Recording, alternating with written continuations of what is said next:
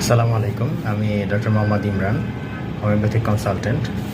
আজকে আসলে একটা গুরুত্বপূর্ণ বিষয় নিয়ে একটু আলোচনা করতে যাচ্ছি। এখন এই তীব্র তাপদাহে আমাদের করণীয় কী? আমাদের অনেক কিছুই করণীয় আছে নিজেকে নিরাপদ রাখার জন্য, কারণ এই তীব্র তাপদাহে অনেক মানুষই হিট স্ট্রোক করছে। এর জন্য আমাদেরকে যেসব বিষয়গুলো করণীয়, বাইরে যখন আমরা বের হব তখন আমাদেরকে অবশ্যই ছাতা ব্যবহার করতে হবে এবং সাথে একটা পানির বোতল রাখা, কারণ বাইরে প্রচণ্ড গরম। এই গরমে হিট স্ট্রোক করার একটা সম্ভাবনা থাকবে।